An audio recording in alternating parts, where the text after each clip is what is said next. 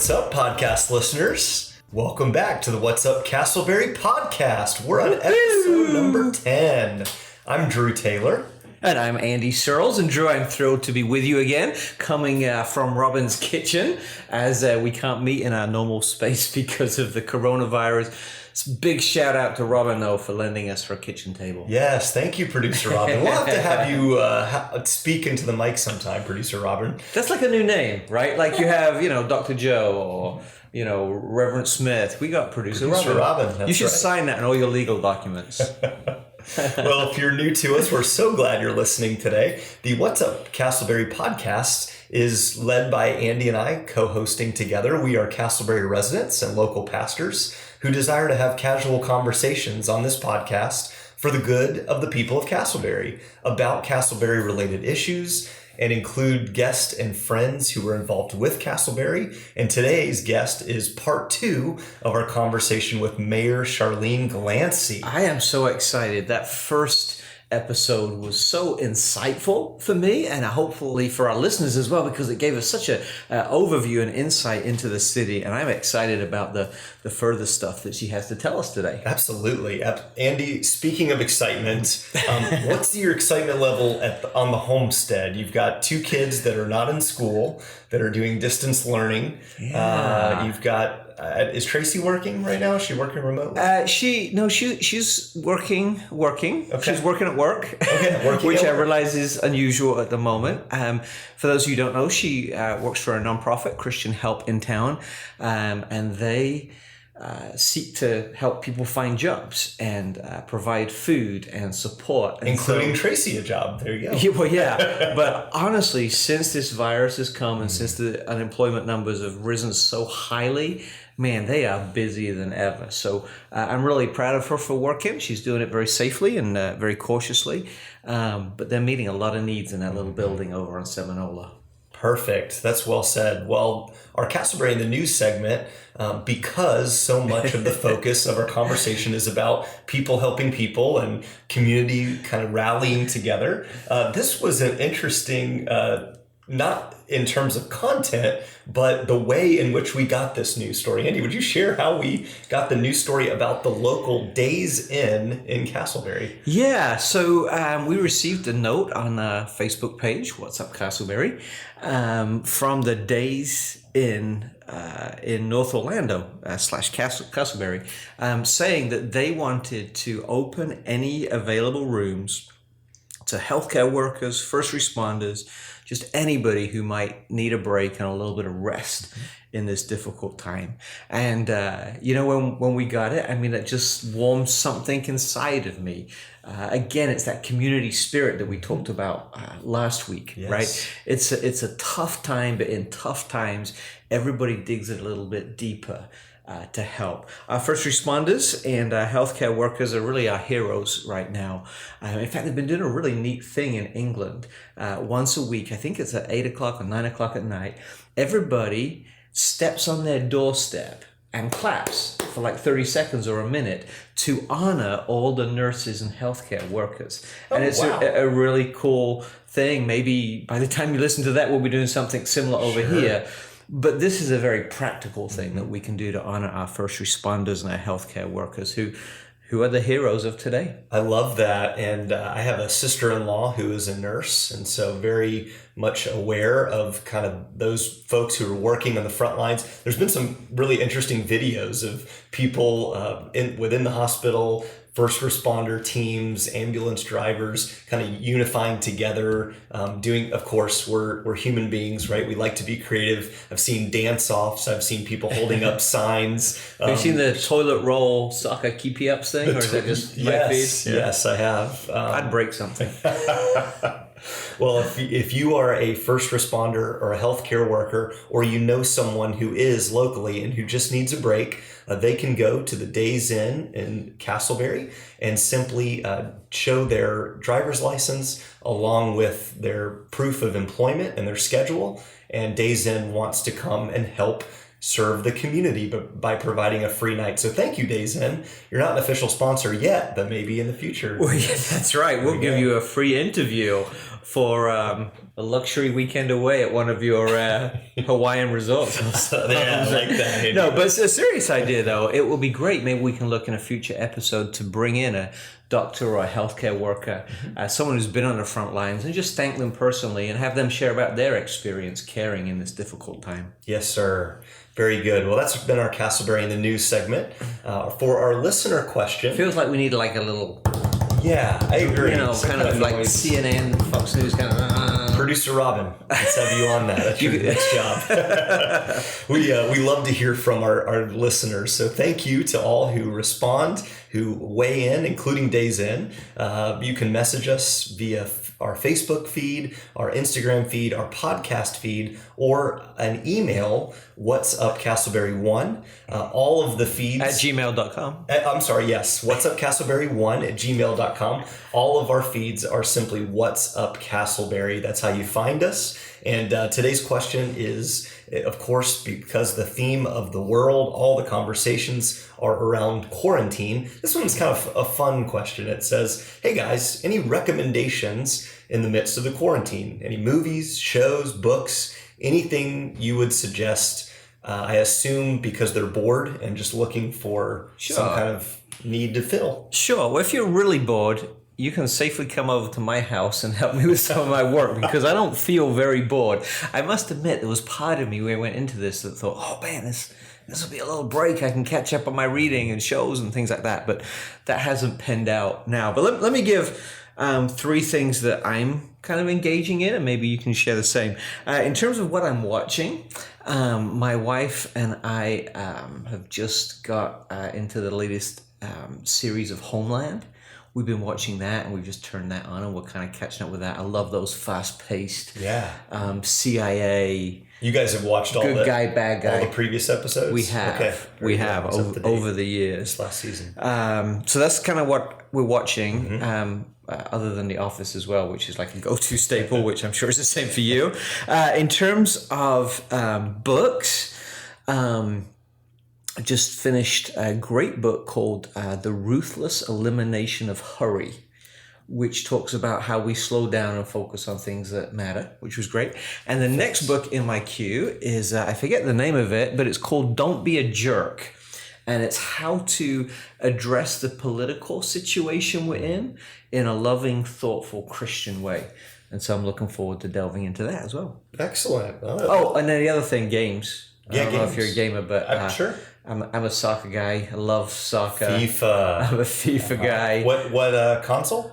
Xbox. Xbox, okay. Yeah. Nice. So, I mean, I'm kind of like starved of soccer right now, so I'm giving my fingers a workout on there a little bit as well. If everyone wants to play FIFA, hit me up, and I'd love to connect with you online. There you go. Good. As long as you're not very good. Good suggestions. Yeah, as long as you let Andy win. I like that. Well, my suggestions, I am currently reading Malcolm Gladwell's Talking with Strangers. Oh, that's great. I love that. Very interesting read on kind of how we interact with the world around us and how we sometimes assume too much about people instead of actually letting their actions dictate who and what they are. So it's kind of and then along those lines, I would say another. I'm kind of drawn into shows, books, realities where there are no redeemable characters, where everybody is sort of in their own way broken and dysfunctional. And kind of seeing how... I don't know what that says about you. I know. It shows that, You'll have to bring that up with your shrink. Very warped mind. But I don't recommend this for the kids. But if you are of mature age, the show Ozark, I'm watching season 3. Sorry, season 3 is out now. And it's all about corruption and money laundering in the middle of nowhere, Arkansas. Excellent. A story of hope in the midst of difficult times.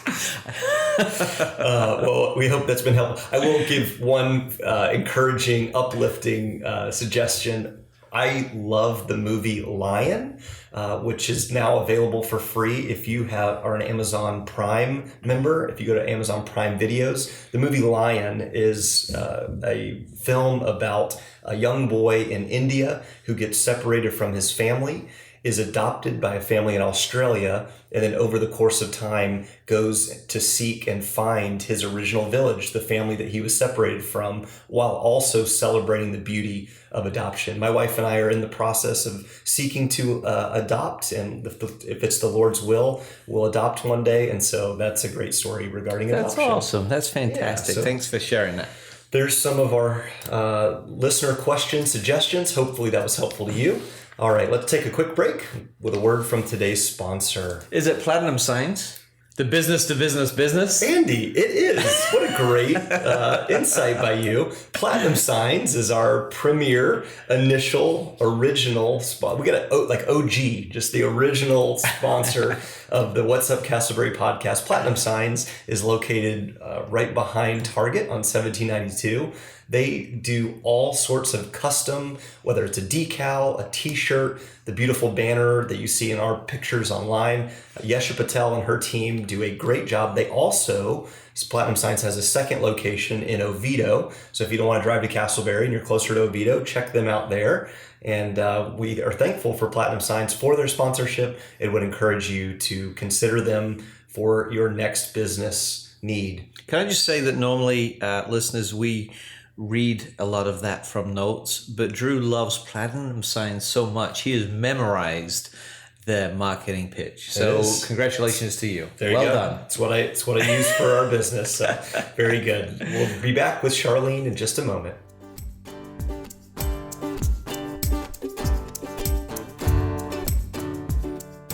All right, welcome back, listeners. We are thrilled that we have a very special guest again this week. Meg Glancy has returned to continue the great conversation that we started last week. I don't know about you, Drew, but I found that very insightful about where our city was, where it is, and where it's going. Any thoughts on that first conversation, just a recap to kind of set up the next one? Yeah, I agree. It was neat and interesting to hear Charlene's her story, her background, her initial involvement. So thank you, Charlene, for being so personal and warm. I particularly loved her heart for developing our city center right there at Lake Concord Park off 1792 and just hearing about what is to come. So make sure you listen to part one of our previous podcast. Now, it is interesting, Andy, on a kind of funny note that we are all wearing the same outfits. We do record these at the same day. Random, totally random. Even though you're hearing this a week apart, we are doing this all in one day. So. Man, all these insider secrets that you're letting out. Yeah. I was just going to ask if I could come every Friday. As long as you wear the same clothes, just to keep up the facade. My favorite thing from the interview last week, Charlene, was when you talked about how you lead from the grassroots, right? You went door to door. I think the reason that resonated with me is because that's how we met. Do you remember that? We were serving together at Castleberry Elementary School. Yes. I think both of our hearts were broken about some of the kids in our community who didn't have food. And I said, oh man, this is terrible. What can I do? Stuck my head into that world a little bit and saw you leading compassionately and courageously to help our kids as well. And that was where we first met, I think. It is. We first met, actually, we were at Christian Help. Yes, in at a the little first conference meeting room. that Sandy Vidal brought us all together. Yeah. Back in the day. Back in the day. Uh-huh. A lot has happened since Little then. did I know. Little did you know. Like, this guy, who is this guy? He's stepping on my toes. You know, it's funny. I had the same thoughts. Who is this lady? Where's this fancy title? I like this guy. That's funny. All right, so we can talk about our friendship, but I'm sure the listeners would get bored of that very quickly. Sorry. So you talked last week about how you got involved in local leadership in our community. What would you say to others who are listening about them getting involved in local leadership? How would you kind of encourage someone to get more involved in the life of our community? You know, I love that question because it's very timely. So we have an election this year. I'm terming out. I can't run again, even if I wanted to. So 12 years or 3 terms, 3 4-year terms is the most you can do. Then you have to sit out, can come back later. But for now, it's an open seat. we really need people to get involved, because we need people to be willing to run and serve. And we, the work is not easy. It's not necessarily that difficult. It's all about who you're serving with, and the harmony that you may or may not have. But we are so blessed right now. And I believe that the community is very, very happy. I think that's revealed in the results of the Parks referendum that passed with flying colors, and then just other things that we're doing, and the community seems to be really happy. So it's important, I think, in my opinion, that we get like-minded people on board. But it's also good to have, like I mentioned before, we have a variety of talents, and it's good to keep that variety of talents. But we are running out of options here as far as seeking people to run that. And getting people to be willing to do that. There's a lot of people that will serve, but not so many people really want to do the campaigning, run for office and serve at that level. We need more of that. We have so many amazing people in this community. Many of them are very busy and don't think they have the time. It doesn't have to take a lot of time. The mayor position does take more time than just commission seats, but it's doable, trust me. And that's why we need more involvement, so that you know what's going on and that you have a voice. Having a voice matters. You do make a difference. And it's a pretty cool reward when you see that you can help shape and mold a community. I love that. My entryway into leadership in the community, and I think Drew's as well, was as we became friends with those on the commission. I became friends with you. Drew became friends with Commissioner Hufford. And, our leadership was launched because of that influence. And so, again, if anyone's interested in leading, I know you'd be more than willing to take them out for coffee when we're able to take people out for coffee again, and just get to know them and share what they need to know. They're 6-foot tables. They do. Another thing that has just been postponed and will start again is this Community Leadership Academy. And Drew and I both signed up to go through that because we want to learn about what leadership looks like in the city. And that's another place where people could connect as well. Yeah, that's exactly right. Charlene, you obviously rub elbows, you interact with people, you're a people person, knowing you a little bit. Used to be shaking hands, but you rub elbows. You rub elbows now, literally. And I can imagine over your 12 years, there's probably been some, let's call them interesting folks that you've met along the way. What would you say is the strangest thing that you've ever experienced dealing that you would want to put on the air as mayor? Is there an interesting story about just your time as being the mayor of Castleberry? The most interesting thing. There's one that absolutely stands out without a doubt, and you may be familiar with this, but there was a resident who had a very colorful personality, beyond normal. And he would come to our meetings. He was a very unhappy person, and I think he was really just looking for a platform to complain about government in general. So since he was a Castleberry resident, we were the lucky ones. It got to the point where one meeting I literally had to ask him to leave, which essentially I had to throw him out, and he was escorted out by police. Then he, after being, commanded to leave the property, he decided to turn around and come back. So onto the property, so he got arrested for trespassing, and it just went downhill from there. But then it turned around and went uphill from there. But what happened? So we went to court against this guy, and the judge ended up telling him that he was his own worst enemy, without going into great detail. And he was given a restraining order against coming around the city. So he didn't come to any city meetings for a while, but he would stand on the corner spinning signs with my name on it. Oh dear. Oh dear. Saying unfortunate things about the mayor, which made no sense at all, and the general public wouldn't know that, but we know that, but he had the right to do it, Yeah. And so you go through some crazy things like that when people spin signs with your name on it and say ugly things when they don't really understand how decisions are made and why decisions are made. But, the good news was, and then he decided to run against me in my final term because things turned around. The restraining order was lifted and there was nothing we could find to keep him from running for office. So he did, and made me had to work harder. But it was quite the time. He had a colorful shared man. that story with class and grace.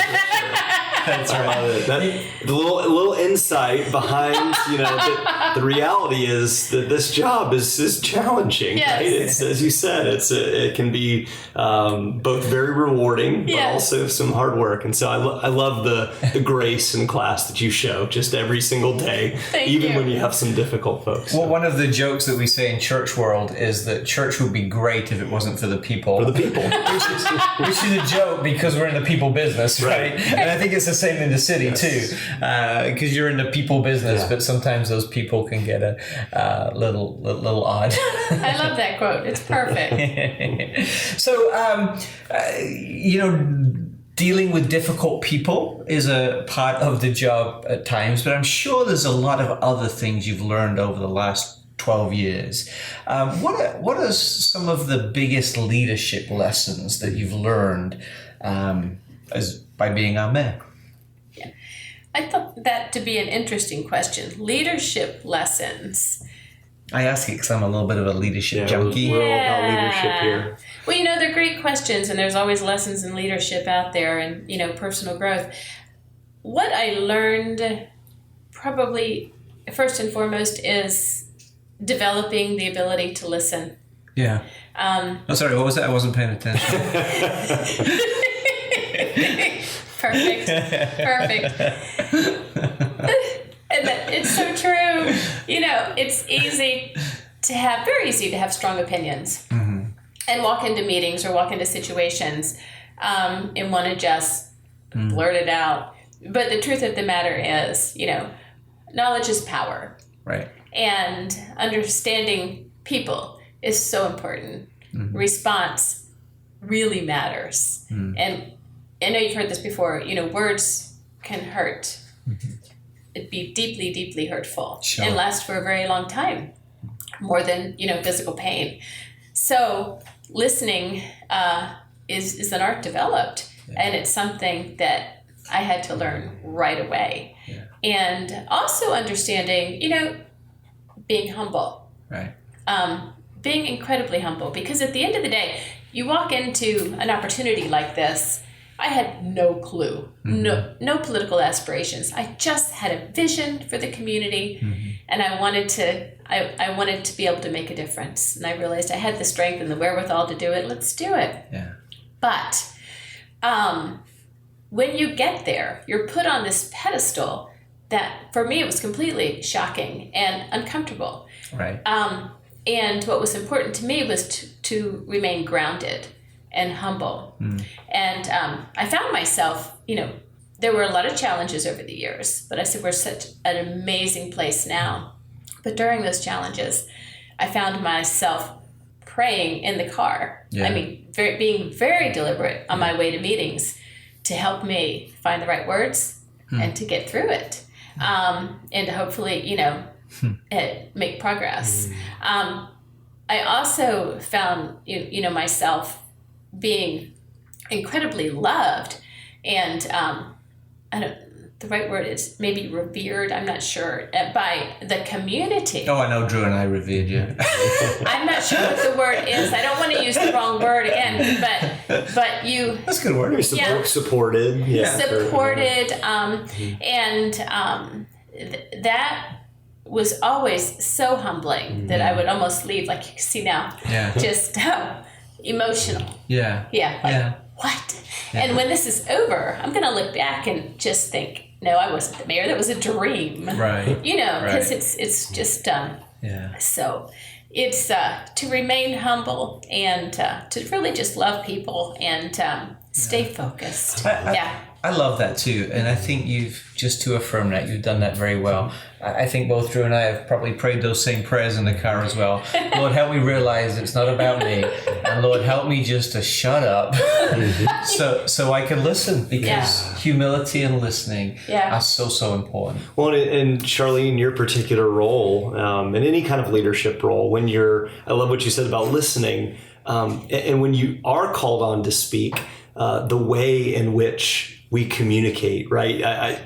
It triggered in me when you said, coming in just because I might have what I think is all the answers and all the truth. I heard a great phrase that I've been reflecting on a lot lately, which is saying the right thing in the wrong way is wrong. Even if you say truth, if you speak truth, but if you say it in a harsh, critical, condemning way, it's wrong. That was not my quote. That's from someone else. But hey, claim it, Drew. Claim it, Drew.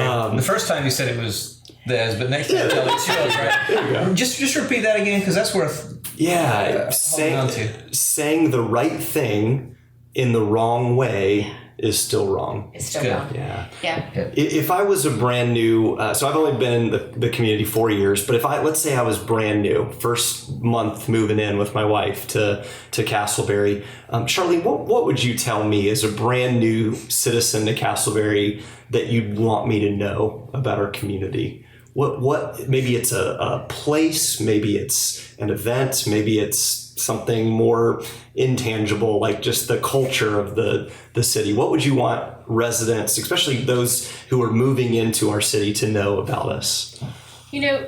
What comes to mind is that I would say that you will find that you will be well received. You'll be well received by city employees in service, and they will respond. You'll be well received by your neighbors. You'll be well received by the community. If you have children, you will be well received by the schools and protected and served and nurtured and educated, well educated. We're very blessed. We're just a family-friendly community. We're a community who cares, and you see that at every level. If you want to get involved with church, you're going to see that. If you want to get involved with the chamber, business, you'll see that. With the Rotary, you'll see that. If you want to get involved with city, as a volunteer with city events, because we explode with city events, you will see that. That's the leadership that we have, and it trickles down to the very doorsteps. To the doorsteps. Thank you. I was trying to think of the best way to, and it's a beautiful thing.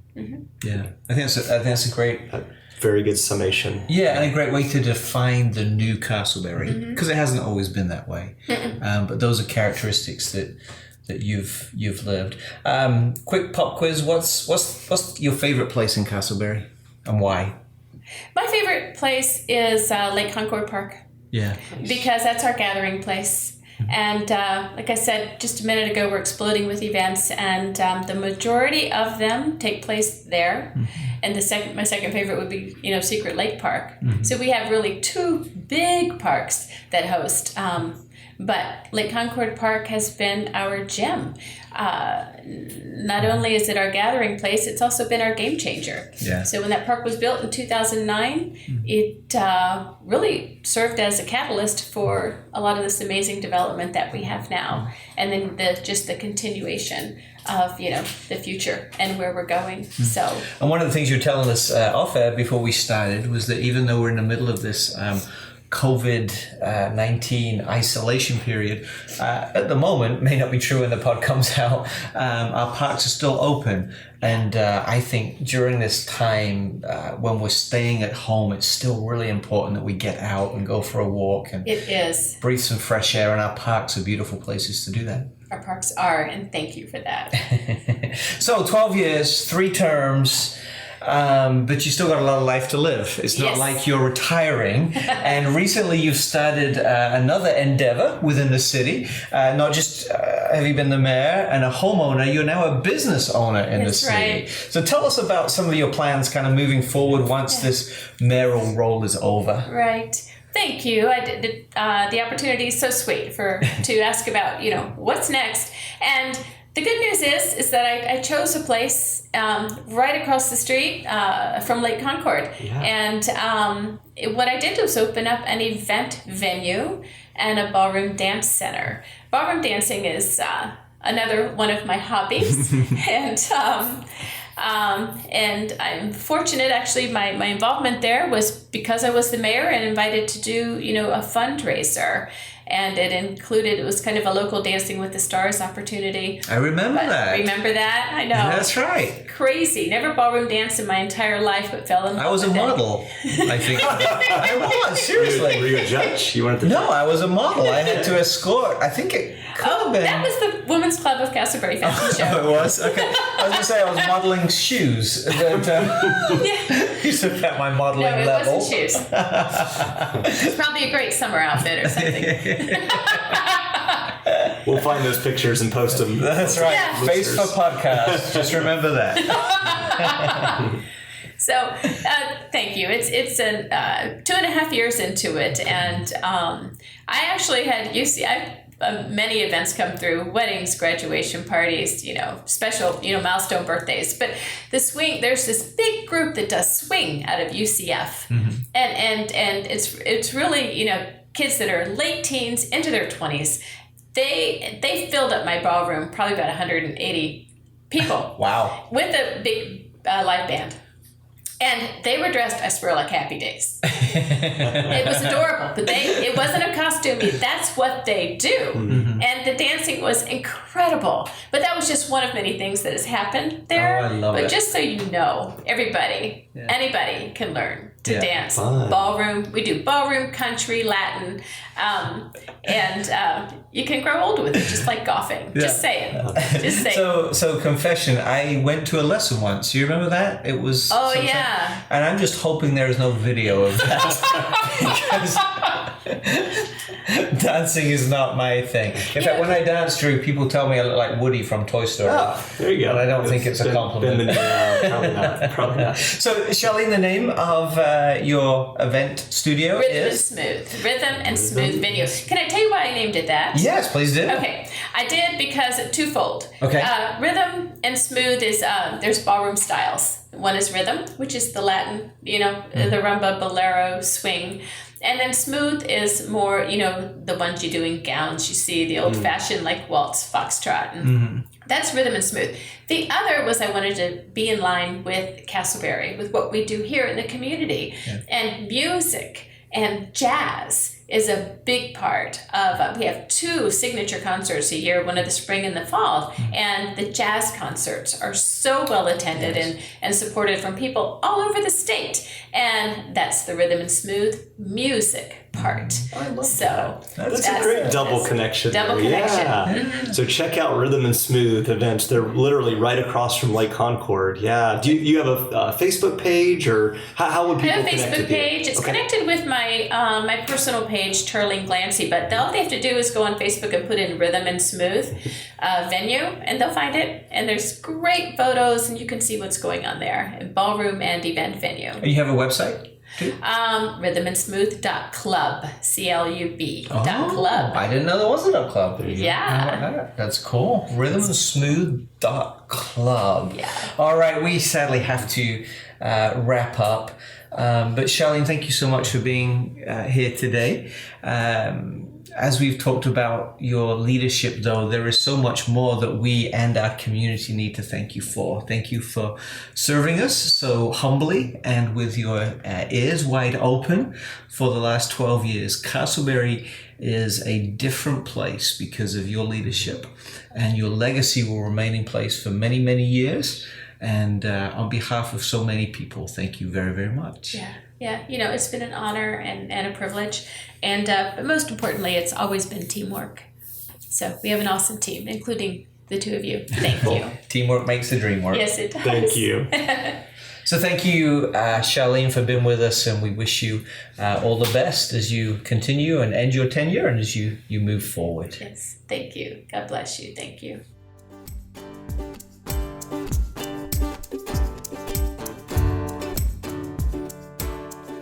All All right. Well, what a blessing and privilege it's been these last 2 episodes to have our mayor of Castleberry, Charlene Glancy, share. Thank you, Charlene. We really enjoyed our conversation. Andy, for our closing time, an inspirational quote for you that is a familiar leader from your homeland. Yes, Winston Churchill, one of my favorite wartime leaders. I read as many books and watch as many movies of him as I can. This is what he says, and I think it's a word for all of us in this day as we reflect on what Charlene said. She has led courageously, and in this hour, we need to as well. Churchill said, "Courage is the first of human qualities because it is the quality which guarantees all others." And I think what he's saying here is that courage opens the door for us. Right? If we can take that first step and do something, if we can start that initial sentence, if we can make the first move, then all kinds of opportunities and possibilities and potential opens up for us. So friend, I would encourage you today and remind you, as Winston Churchill did, that courage is the first of human qualities because it is the quality which guarantees all others. Excellent. Well, be of good courage this week, listener. We are so glad you were with us and hope you enjoyed today's episode of the What's Up Castleberry podcast, a casual conversation about our community. This podcast is produced by Robin Kepi and James Bittner. Music provided by Jeremy Birdsall. Graphics by Christian Moscoso. Today's sponsor is Platinum Signs. For more information, please check out our Facebook page, Instagram, or podcast feed, all with the name What's Up Castleberry. You can also email us at whatsupcastleberry1@gmail.com. Like and subscribe to our podcast, and please rate and review us. And until next time, have a great week.